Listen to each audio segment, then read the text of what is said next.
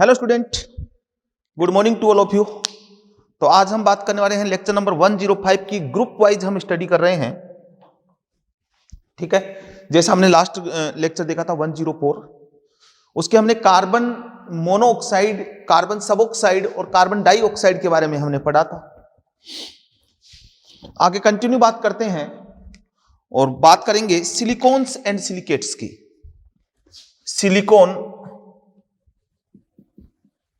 Silicones and silicates.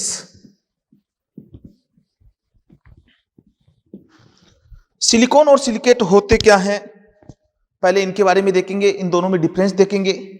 उसके बाद हम इनका टाइप ऑफ सिलिकॉन्स और सिलिकेट पढ़ेंगे। सिलिकॉन्स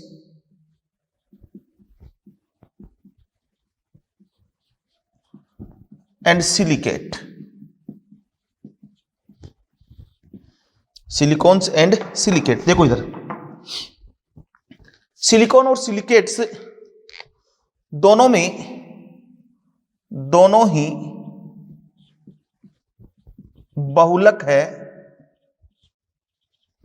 जिसमें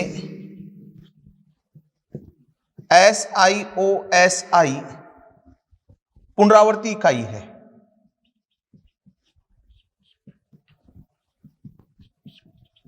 पहला पॉइंट, दोनों ही बहुलक हैं जिसमें SiO(Si) पुनरावर्ती इकाई है, जो बार बार क्या होती है, रिपीट होती है। सेकंड, ठीक है, सेकंड की बात करें,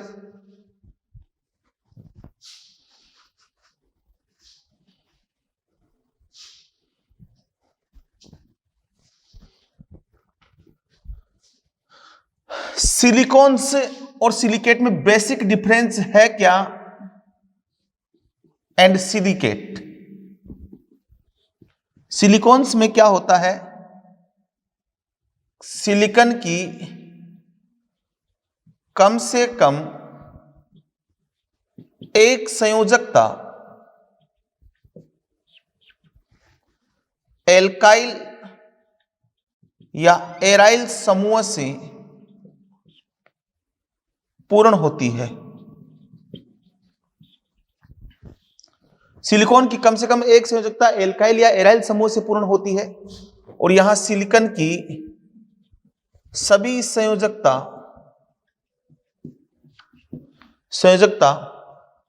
ऑक्सीजन से पूर्ण होती है। यहां ऑक्सीजन से पूर्ण होती है। जैसे मैं ये लूं, silicon oxygen, silicon oxygen, silicon oxygen, यहां RR, ये RR और ये RR। तो ये यूनिट तो बार बार रिपीट हो रही है, ये साइक्लिक पॉलीमर हो गया। लीनियर भी हो सकता है, साइक्लिक भी हो सकता है। इसमें ऐसा होगा, सिलिकेट में SiO, SiO, SiO, ये O minus, O minus, O minus और ये O माइनस। क्लियर? तो सिलिकॉन की सभी संयोजकता ऑक्सीजन से पूर्ण होती है, यहां सिलिकॉन की कम से कम एक संयोजकता एल्काइल या एराइल समूह से पूर्ण होती है।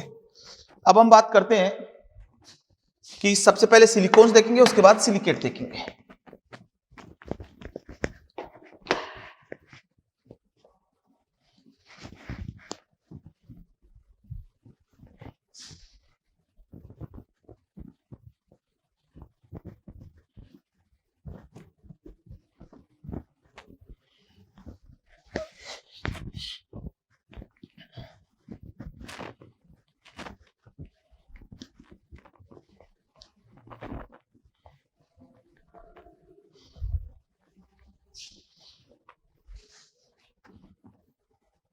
अब सबसे पहले हम बात करते हैं सिलिकॉन्स की।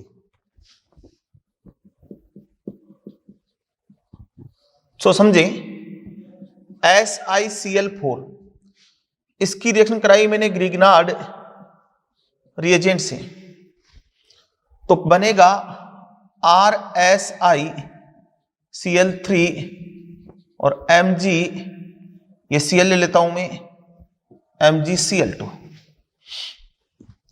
अब इस कंपाउंड का अगर आप करवाओगे जल अपघटन,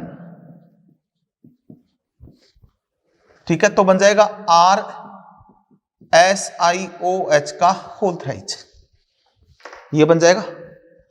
अब RSiCl3 की रिएक्शन,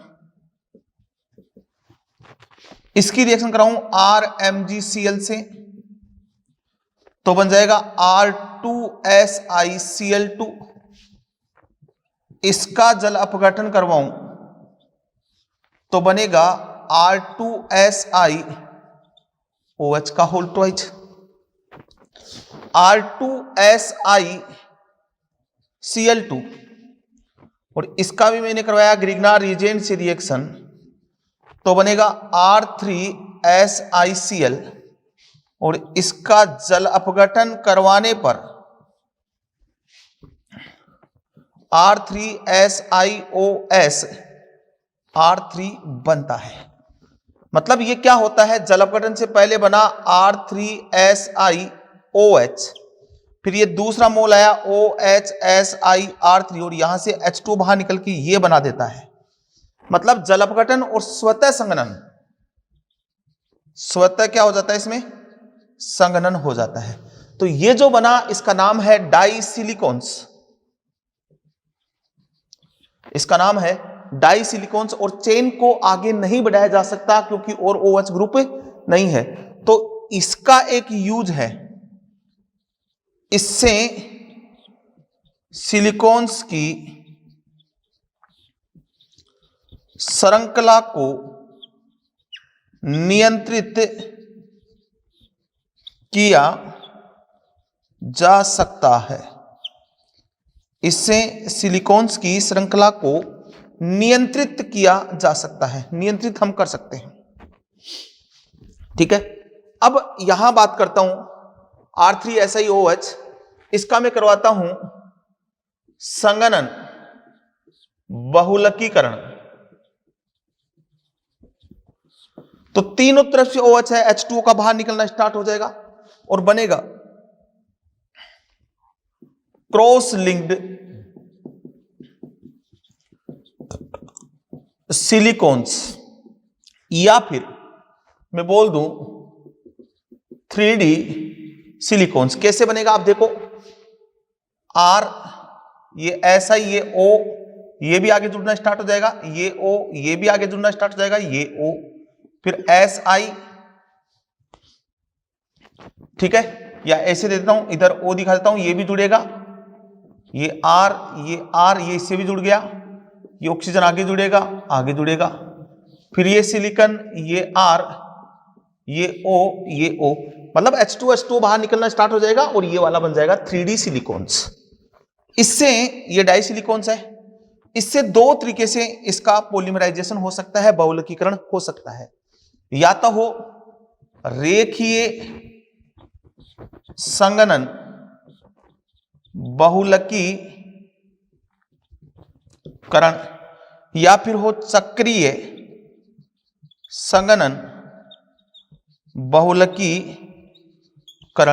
रेखीय संघनन बहुलकीकरण होगा तो क्या होगा, Si, आप देखें R, ये OH, OH, OH, SiR, OH, OH, SiR, R, ये OH, यहां से H2 बाहर हुआ, यहां से H2 बाहर हुआ, और क्या बना, इधर से भी H चला जाएगा, जैसे हम पॉलीमराइजेशन कराते हैं SiR, R, O, SiR, R, O, SiR और ये O। तो ये यूनिट बार बार रिपीट होती जाती है, ये वाली यूनिट बार बार क्या हो रही है, रिपीट हो रही है। SiO, SO, SI लिंकेज क्या होता है, इसमें प्रेजेंट होता है, इसको बोलते हैं रेखीय सिलिकॉन्स।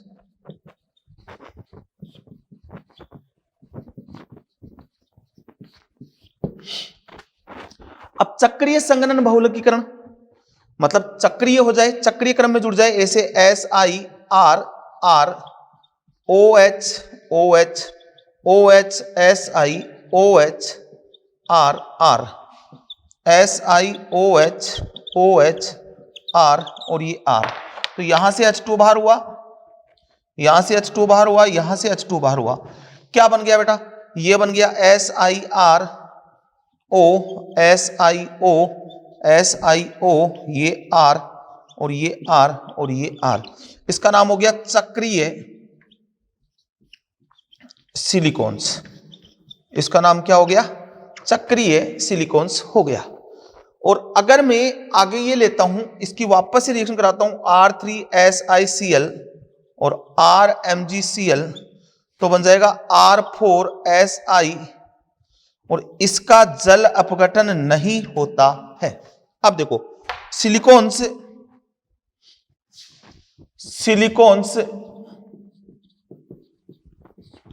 सामान्यतया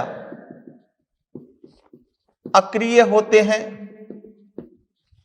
अक्रिय होते हैं क्योंकि Si कार्बन व SiO, इसमें दो प्रकार के लिंकेज है, या तो Si कार्बन का लिंकेज है या SiO का लिंकेज है, कि बंद ऊर्जा अत्यधिक होती है, बंद ऊर्जा अत्यधिक होती है, बंद ऊर्जा अत्यधिक होती है, इसलिए ऑलमोस्ट क्या होते हैं, ये अक्रिय होते हैं। असमतलीय होते हैं, असमतलीय, ठीक है। पोलर नेचर के तो हैं, पोलर नेचर के हैं, असमतलीय और ध्रुवीय। यूज इनके आप पढ़ोगे एनसीईआरटी में, वर्बली कुछ बोल देता हूं, एनसीईआरटी से आपको यूज पढ़ना है। सिलिकॉन्स का मेन यूज है वाटर प्रूफिंग फैब्रिक्स बनाने में, हमें तिरपाल वगैरह बनाने में इसका यूज लेते हैं, क्योंकि ये एल्काइल ग्रुप वाटर जल प्रतिकर्षी समूह है, तो जल का अणु इस पे क्या नहीं कर पाता है, अटैक नहीं कर पाता है। ये है सिलिकॉन्स, इससे सिलिकॉन्स का निर्माण होगा नहीं। और होपफुली सिलिकॉन्स के बारे में कहानी समझ में आ गई होगी। एक सिंपल सा कंसेप्ट है सिलिकॉन्स का कि कैसे इनको बनाने हैं आपको,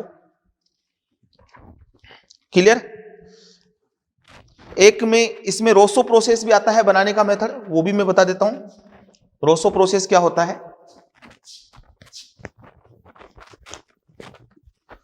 और देखो टॉपिक क्लियर करना है तो आप वीडियो लें, उसके बाद एनसीईआरटी जरूर पढ़ें, वहां से आप इसको कनेक्ट करें। रिपीटर बच्चे हो और समझ में आता होगा। रोसो प्रोसेस से भी बनाया जा सकता है, ये भी एनसीईआरटी की रिएक्शन है। जब CH3Cl की रिएक्शन सिलिकॉन से करवाते हैं, कॉपर कैटेलिस्ट, कॉपर से उत्प्रेरित होती है, रिएक्शन होती है 573 केल्विन पे, तो अलग अलग कंपाउंड बनते हैं। CH32SiCl2, CH3SiCl, CH3SiCl3, SiCH3 ये वाला मेजर बनता है, और ये तीनों क्या बनते हैं, माइनर बनते हैं। तो पॉसिबिलिटी इतने की है। सिलिकॉन्स के यूज जो है वो surrounded by non polar alkyl group, non polar alkyl group से सराउंडेड होते हैं, इसलिए वाटर के प्रति ये क्या हो जाते हैं, प्रतिकर्षी हो जाते हैं। जल का अणु इस पे क्या नहीं कर सकता, अटैक नहीं कर सकता। तो ये बात हुई किसकी, ये बात हुई सिलिकॉन्स की। नाउ हम बात करते हैं सिलिकेट्स की।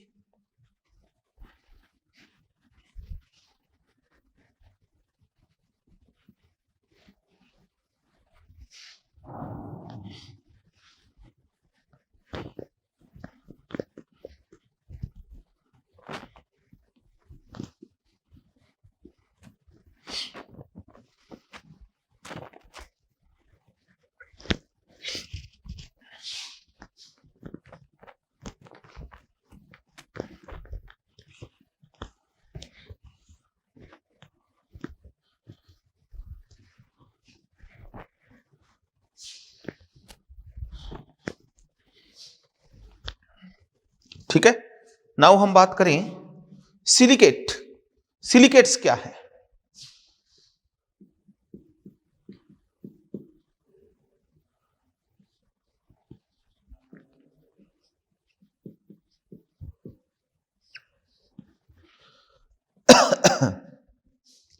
सिलिकेट की बात करने चले तो सिलिकेट के लिए एक लाइन बोलूंगा पहले।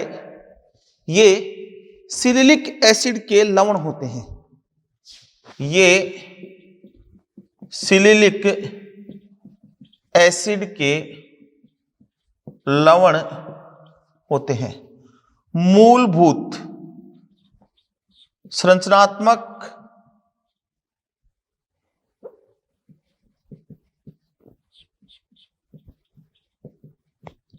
इकाई SiO4-4 होती है।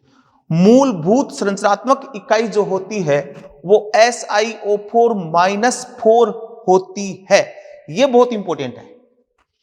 और ये SiO4-4 ऐसा है, ये O-, ये O-, ये O- और ये O-, एक यूनिट होती है।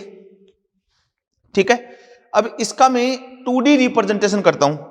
तो देखो, इस सिलिकॉन को तो मैं दिखा देता हूं डॉट से। एक ऑक्सीजन ये वाली हो गई, इस पे नेगेटिव चार्ज। एक ऑक्सीजन ये वाली हो गई, इस पे नेगेटिव चार्ज। एक ऑक्सीजन ये वाली हो गई, इस पे नेगेटिव चार्ज। इस ऑक्सीजन को इसके ऊपर दिखा दो और ये नेगेटिव चार्ज, और इसको मिला दो। ये रिप्रेजेंटेशन हो गया 2T। ठीक है, और ये नॉन पोलर होते हैं, नॉन पोलर होते हैं, और नॉन प्लेनर होते हैं, असमतलीय होते हैं। sp3 संकृत होते हैं, और चतुष्फलकीय इकाई होती है। चतुष्फलकीय इकाई होती है। अब बात आती है टाइप ऑफ सिलिकेट की। तो मैंने बोला सॉल्ट ऑफ सिलिलिक एसिड, तो आप इसको ऐसे समझें, टाइप ऑफ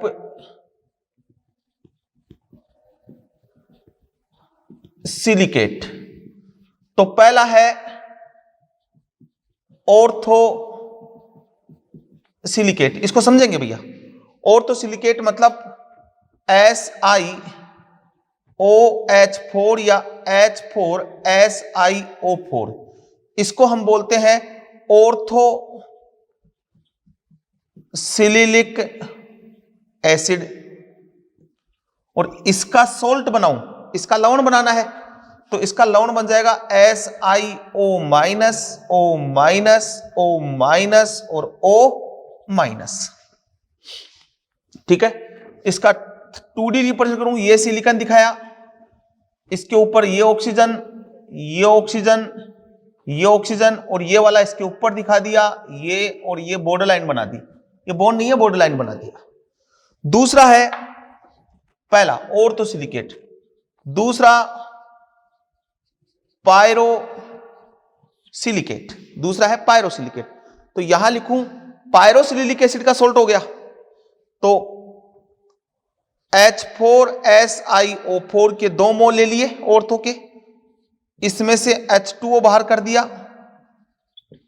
तो क्या बना आपके पास, इसमें से H2O बाहर कर दिया तो क्या बना, H2O बाहर करने पे आपके पास बना H6Si2O7, H6Si2O7, ये स्ट्रक्चर हो गई SiOH,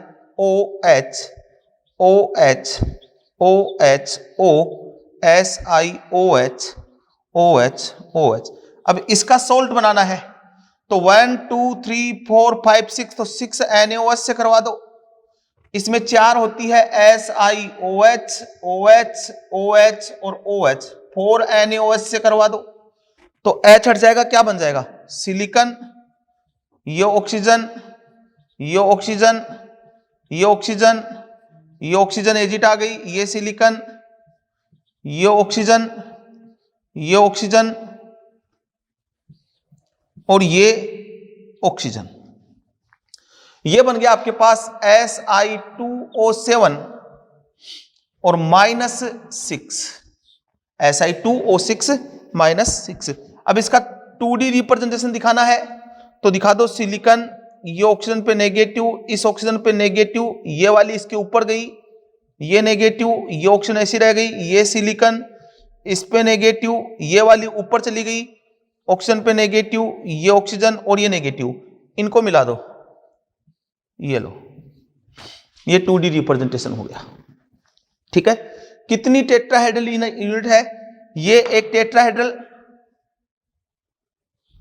ये दूसरा टेट्राहेड्रल, 2 टेट्राहेड्रल यूनिट है, और 2 टेट्राहेड्रल के बीच में एक ऑक्सीजन, ये कौन सी ऑक्सीजन है, साजित ऑक्सीजन। और ये वाली ऑक्सीजन कौन सी है? असाजित ऑक्सीजन। तो आप एक चीज और ध्यान रखें, एक और मैं बता देता हूं, जितना आवेश है उतनी ही संख्या में असाजित ऑक्सीजन है। जितना आवेश है उतनी ही संख्या में असाजित ऑक्सीजन है। आवेश कितना है? -6। और तो असाजित ऑक्सीजन कितनी होगी? 1 2 3 4 5 6। ये असाजित होगी और ये साजित ऑक्सीजन होगी। साजित ऑक्सीजन क्या होगा? इस ऑक्सीजन में, इस सिलिकॉन में कितना कंट्रीब्यूट करेगी? हाफ। और इसमें भी कितना कंट्रीब्यूट करेगी? हाफ। क्लियर? नेक्स्ट हम बात करते हैं, फिर मैं एक टेबल बनाऊंगा, उसको ध्यान रखना आप। उसके बाद मैं करता हूं मेटा सिलिकेट।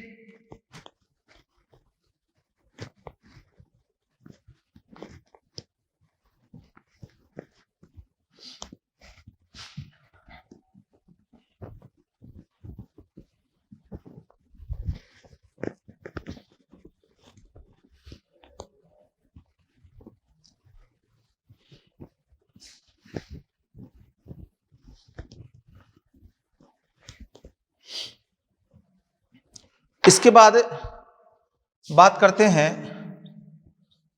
Meta silicate. तो जैसे नाम से क्लियर हो रहा है, salt of meta silicic acid. Meta silicic acid का क्या होगा? सॉल्ट होगा। तो देखो H4SiO4n और ये NH2O, तो क्या बनेगा? H2SiO3 और ये N, ये बन गया Meta silicic acid. Intramolecular H2 बाहर निकालना है। अब ये जो है इसकी बेसिसिटी 2 है, इसका सॉल्ट बनाना है। ठीक है, तो यहां से ये 2 वे से अरेंज हो सकता है। एक तो ये हो सकता है कि SiOH ये ऑक्सीजन चला, ये OSiOH ये ऑक्सीजन चला। तो इसमें आप ये देख सकते हो, ये वाली यूनिट क्या हो रही है? बार बार रिपीट हो रही है। तो H2SiO3 हो गया ना, ये है लीनियर मेटा सिलिलिक एसिड। इसका सॉल्ट बनाऊंगा तो क्या बनेगा? ये ऑक्सीजन, ये सिलिकॉन, ये नेगेटिव, ये नेगेटिव, ये ऑक्सीजन, ये सिलिकॉन, ये ऑक्सीजन पे क्या आ गया? नेगेटिव, ये ऑक्सीजन पे नेगेटिव, ये ऑक्सीजन, ये सिलिकॉन, ये ऑक्सीजन पे नेगेटिव, ये ऑक्सीजन पे नेगेटिव, ये ऑक्सीजन, ये वाला यूनिट चलेगा। अब इसका 3D बनाना है, 2D बनाना है, तो ये ऑक्सीजन, ये सिलिकॉन और ये वाली, ये नेगेटिव, ये इसके ऊपर गई, ये नेगेटिव, ये ऑक्सीजन, फिर ये सिलिकॉन, ये नेगेटिव, इसके नीचे वाली ऊपर आ गई, ये ऑक्सीजन। फिर वापस बात करूंगा, ये सिलिकॉन, ये नीचे वाली ऊपर आ गई, ये O नेगेटिव और ये तो आगे चल ही रहा है, ये भी आगे चल ही रहा है। तो देखो इधर ये वाली बन गई, ये बन गया लीनियर सिलिकेट। क्या बन गया? Linear silicate. कितनी शेड ऑक्सीजन है? ये वाली और ये वाली, ये दोनों शेड है और ये वाली अनशेड है। मतलब ये बोलूं SiO3 और ये N-2N। भाई यही तो बना ना यहाँ पे, ये यूनिट बार बार रिपीट हो रही है। SiO3 ये वाली यूनिट बार बार रिपीट हो रही है, SiO3 -2N। डायरेक्ट यहां से भी देख सकते हो, SiO3N 2H हटाए तो -2N। अब ये साइक्लिक मेटा सिलिलिक एसिड बना दे, साइक्लिक मेटा सिलिलिक एसिड। तो साइक्लिक कैसे बनेगा? SiOH OH oxygen, SiOH OH oxygen, Si ये OH और ये OH। तो इसमें बेस डालूंगा तो इसका सॉल्ट क्या बन जाएगा? ये सिलिकॉन नेगेटिव नेगेटिव, ये ऑक्सीजन, ये सिलिकॉन, ये नेगेटिव, ये नेगेटिव, ये ऑक्सीजन, ये ऑक्सीजन, ये सिलिकॉन और इस पे ये नेगेटिव और ये नेगेटिव। तो इसमें भी वही यूनिट रिपीट हो रही है, SiO3 N-2N। जैसे मैं यहां इसको दिखाऊंगा तो ये सिलिकॉन है, इस पे ऊपर 2 ऑक्सीजन है, एक ये नेगेटिव और एक ये इसके ऊपर दिखा दी, फिर ये इधर से भी जुड़ गया ऑक्सीजन से, इधर से भी ऑक्सीजन से जुड़ गया। ऐसे ही ये सिलिकॉन लिया, ये इससे जुड़ा हुआ है, इधर से भी जुड़ जाएगा ऑक्सीजन से, और इस पे एक ऊपर है और एक इधर चली गई। ऐसे ही इस सिलिकॉन की बात करूं तो ये इससे जुड़ गया, इससे जुड़ गया, एक ऊपर है और एक इधर चली गई। तो इनको मिला दो, ये लो, ये मिला दिया, ये मिला दिया और ये मिला दिया। ठीक है। अब जैसे मैं इसी में एक एग्जांपल लेता हूं, वेल नोन एग्जांपल है। वो एग्जांपल कौन सा है? SiO3 N-2N और N की वैल्यू लेता हूं 6, तो Si6O18 -12 है। तो ये साइक्लिक हेक्सामेटासिलिकेट हो गया, साइक्लिक हेक्सामेटासिलिकेट। और मैं लिखूं Be3Al2Si6O18, इसका नाम है बेराइल। अब टोटल 18 ऑक्सीजन है, इसमें से 12 पे तो चार्ज है और 6 पे चार्ज नहीं है। टोटल में से भाई मैंने लिखा जितना आवेश है उतनी ऑक्सीजन पे चार्ज है, तो ये बेराइल है। बेराइल एक साइक्लिक सिलिकेट है, हेक्सासिलिकेट। ओके, ये बात हुई। अब ऐसे ही हम देखेंगे तो कितनी शेड ऑक्सीजन है इसमें। इसमें देखो एक टेट्राहेड्रल पे ये भी साजित है और ये भी साजित है, 2 साजित हुई। इसमें भी देखोगे तो ये भी साजित है इस सिलिकॉन के रिस्पेक्ट में और ये भी साजित है। तो यहां से हम एक सिंपल सा कंसेप्ट बनाते हैं, उसके बाद हम आगे बढ़ते हैं। देखो आप इधर ये चीज ध्यान रखें, आप एक टेबल से मैं रिप्रेजेंट कर देता हूं। अब इतना टाइम नहीं है कि हर चीज डिटेल से बताई जाए।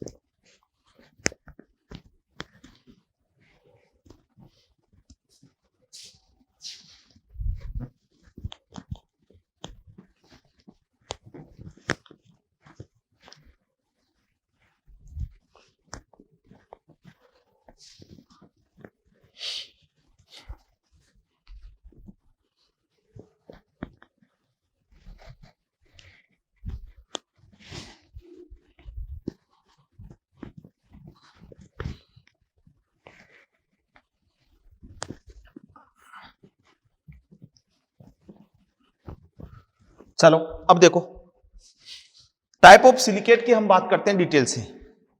टाइप ऑफ सिलिकेट होते कितने हैं अब समझना, इसको बहुत सिंपल सा कंसेप्ट है, आप पकड़ के रखना, इसको समझ में आ जाएगा। एक तो मैंने बोला ऑर्थो सिलिकेट, फिर मैंने बोला पायरो सिलिकेट, फिर मैंने बोला मेटा सिलिकेट। अब मेटा सिलिकेट में दोनों हो सकते हैं, रेखीय और चक्रीय। ठीक है। फिर आगे आता है 2D सिलिकेट, या फिर इसको बोलते हैं सीट सिलिकेट। फिर आता है 3D सिलिकेट। ठीक है, या क्रॉस लिंक्ड सिलिकेट। अब समझना आप आराम से समझा रहा हूं, देख लेना। 1 2 3, ये 4 और ये 5, ये सिलिकेट हुए। ठीक है। अब यहां साजित ऑक्सीजन की संख्या, असाजित ऑक्सीजन की संख्या,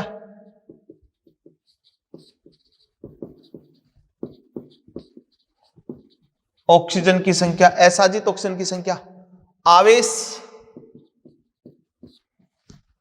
और सूत्र मतलब फॉर्मूला, ये क्या होगा? अब मैं ये बोल रहा हूं कि बेसिक मूलभूत इकाई जो है ना वो ये वाली है, इसी से बनाएंगे सारे।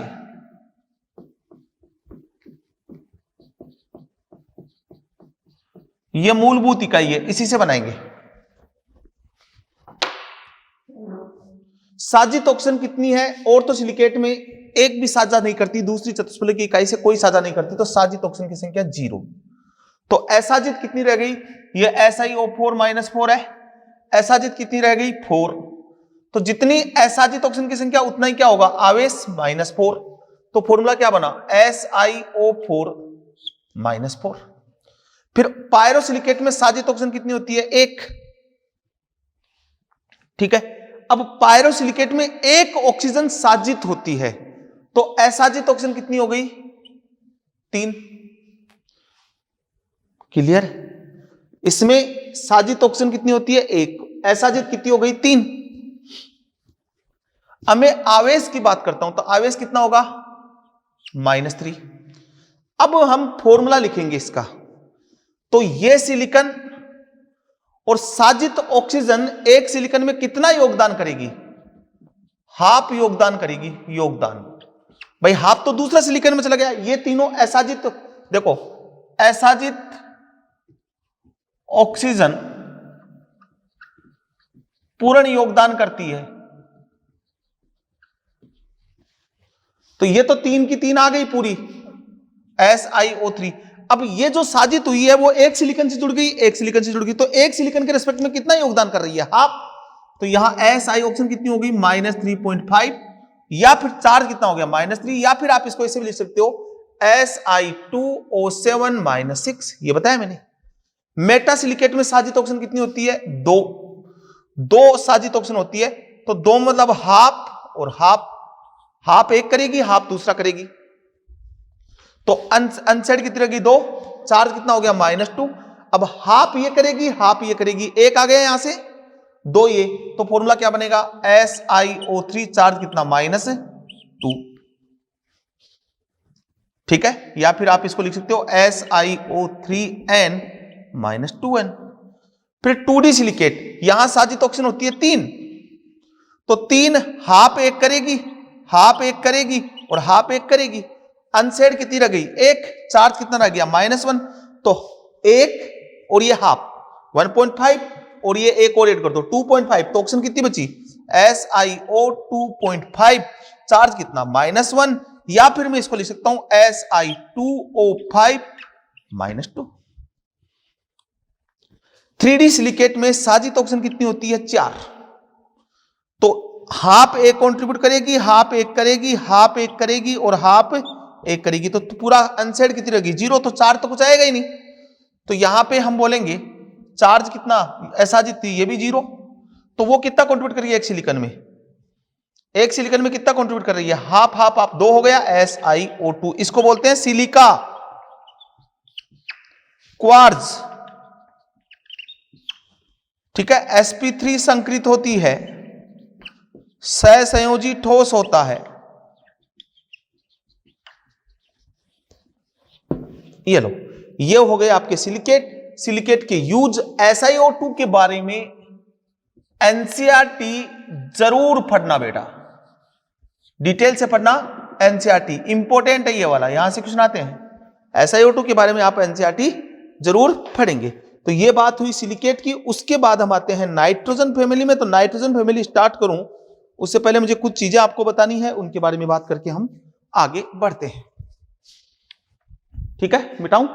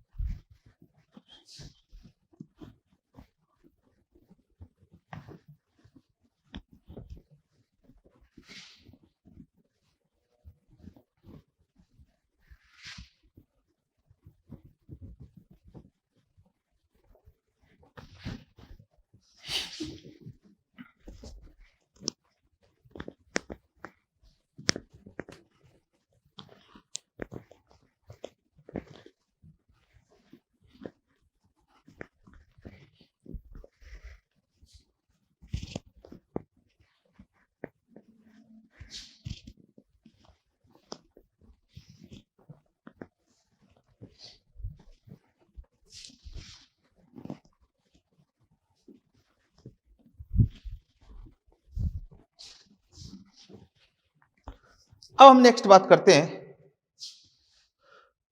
हाइड्राइड। अब इसको मैं समझा रहा हूं, देख लें। हाइड्राइड, और हाइड्राइड हम देखेंगे यहां 13 ग्रुप के हाइड्राइड हम देख चुके हैं, बोरेन के बारे में हम डिटेल से पढ़ चुके हैं।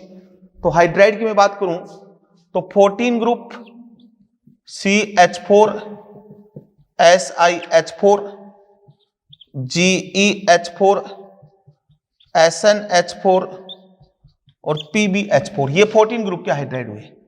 फिर 15 ग्रुप, 16 ग्रुप और 17 ग्रुप के हाइड्राइड। 15 ग्रुप के हाइड्राइड है NH3 PH3 ASH3 SbH3 BiH3। इसके हाइड्राइड है H2O H2S H2Se और H2Te H2PO। और इसका हाइड्राइड है HF HCl HBr और HI। तो इनको छोड़ देते हैं, इनकी बात कर लेते हैं अपन, क्योंकि वो उनका एग्जिस्टेंस थोड़ा कम हो जाता है। ये हाइड्राइड है। अब मैं सबसे पहले इस ग्रुप को तो अलग से स्टडी करूंगा। तो देखो, इनका ऑक्टेट सबका कंप्लीट है, इलेक्ट्रॉन प्रीसियस हाइड्राइड है, मतलब ना तो 8 से इलेक्ट्रॉन ज्यादा है ना 8 से कम इलेक्ट्रॉन है।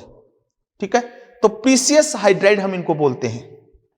क्या बोलते हैं? Precious hydride.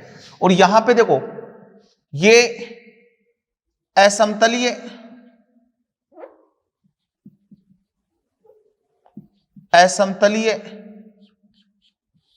है, sp3 संकरित है, नॉन पोलर है, और इनमें टॉप टू बॉटम जाते हैं तो मॉलिक्यूलर वेट इंक्रीज होता है, वांडरवाल्स फोर्स, वांडरवाल्स बल बढ़ेगा, boiling point and melting point दोनों ही क्या हो जाएंगे? बढ़ जाएंगे। और top to bottom size decrease हो रही है, थर्मल स्टेबिलिटी भी क्या हो रही है? डिक्रीज हो रही है। और वैसे भी +4 में थर्मल स्टेबिलिटी क्या होती है? डिक्रीज होती है। तो इसको तो मैंने अलग से बोला, और मेथेन के बारे में मुझे बात करने की जरूरत नहीं है, ऑर्गेनिक का बड़ा बड़ा पार्ट है, पढ़ते हो वहां पे बनाने के मेथड। अब इनके बारे में बात करता हूं। तो इनमें मैं टॉप टू बॉटम बात करता हूं, पहले सभी ग्रुपों की बात करता हूं, एक साथ बात करता हूं। एक इसमें यह भी ध्यान रखना कि इधर से इधर जाता हूं तो अम्लीयता बढ़ती है, क्षारकता डिक्रीज होती है। टॉप टू बॉटम जाता हूं, टॉप टू बॉटम जाता हूं तो भी अम्लीयता बढ़ती है,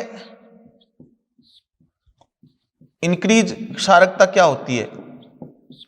डिक्रीज होती है। एक कंसेप्ट, अम्लीयता बढ़ी, क्षारकता कम हुआ, तापीय स्थायित्व कम हुआ, तापीय स्थायित्व क्या हुआ? कम हुआ।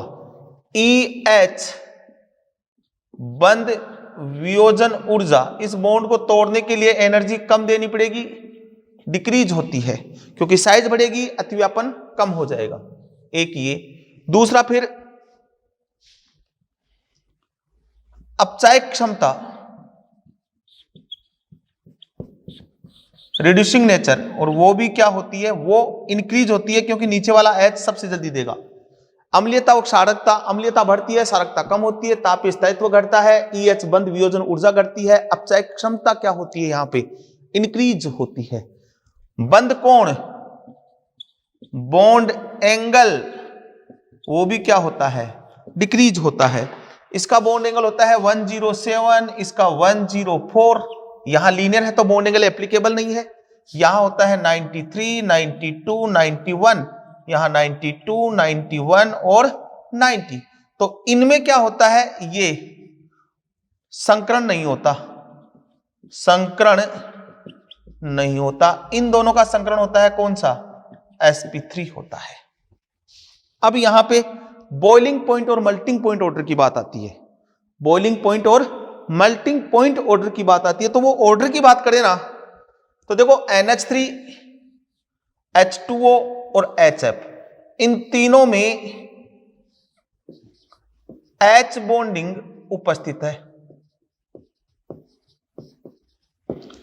तो इसका तो है ना बॉइलिंग पॉइंट ले लो या फिर मेल्टिंग पॉइंट ले लो, इसका तो ऑर्डर सेम आता है। सबसे पहले हाइड्रोजन बॉन्डिंग वाला H2O, फिर मोलिकुलर वेट, फिर van der Waals force. H2O तो हाइड्रोजन बॉन्डिंग के कारण सबसे ज्यादा हो गया, फिर वान डेर वाल्स सबसे ज्यादा कहां होगा? H2TE में, फिर कहां होगा? H2SE में, और सबसे कम किसका होगा? H2S का। तो चाहे बॉइलिंग पॉइंट हो या मेल्टिंग पॉइंट हो, हाइड्रोजन बॉन्डिंग डोमिनेट हुई है, प्रभावी हुई है। इसमें मेल्टिंग पॉइंट में सबसे ज्यादा आएगा HI, उसके बाद हाइड्रोजन बॉन्डिंग HF, और उसके बाद मोलिकुलर वेट HBr और HCl। बॉइलिंग पॉइंट में हाइड्रोजन बॉन्डिंग डोमिनेट होती है, HF, फिर मोलिकुलर वेट HI, HBr और HCl। तो boiling point inversely proportional to वाष्पशील प्रवृत्ति। तो ये HCl क्या हो गया? मोस्ट वाष्पशील हो गया, सबसे जल्दी वाष्पशील होगा। इसमें H2S क्या हो गया? वाष्पशील हो गया। इसका कैसे याद रखेंगे? तो मैं तो देखो याद करने का तरीका ये है, इसमें तो कोई कंफ्यूज है ही नहीं। इसका आप मेल्टिंग पॉइंट का ऑर्डर ध्यान रखिए कि मेल्टिंग पॉइंट में मोलिकुलर वेट HI, फिर हाइड्रोजन बॉन्डिंग, फिर मोलिकुलर वेट, फिर इसमें HF आगे चल जाएगा। यहां जो मेल्टिंग पॉइंट ऑर्डर है उधर बॉइलिंग पॉइंट ऑर्डर बना दो, इधर जो बॉइलिंग पॉइंट है उधर मेल्टिंग पॉइंट ऑर्डर बना दो। तो इधर मेल्टिंग पॉइंट HI है ना, तो इधर बॉइलिंग पॉइंट क्या बनेगा? इसके मेल्टिंग पॉइंट का ऑर्डर है वो उधर बॉइलिंग पॉइंट बनेगा।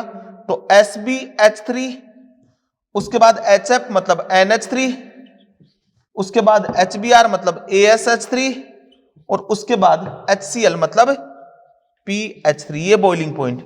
और मेल्टिंग पॉइंट ऑर्डर बना दो उसका बॉइलिंग पॉइंट। तो NH3 पहले आएगा, उसके बाद HI मतलब SbH3, उसके बाद HBr मतलब ASH3, और उसके बाद PH3।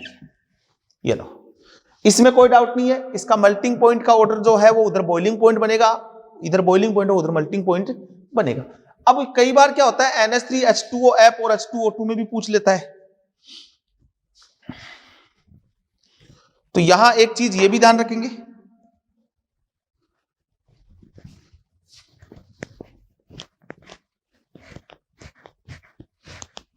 इसको स्क्रीनशॉट ले लें और देखें, अपनी एनसीईआरटी में सब दिए हुए हैं, सब एक साथ बता दिया मैंने।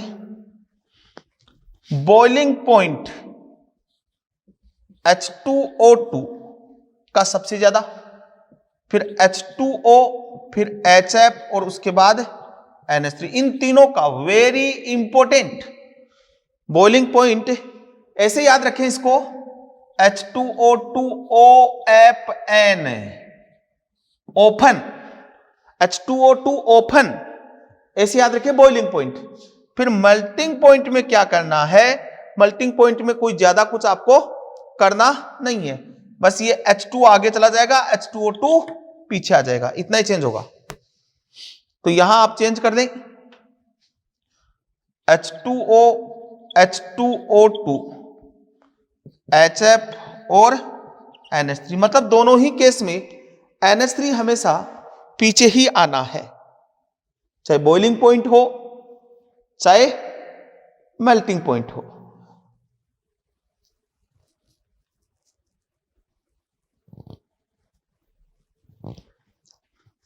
मेल्टिंग पॉइंट में अमोनिया भी आगे जाएगा।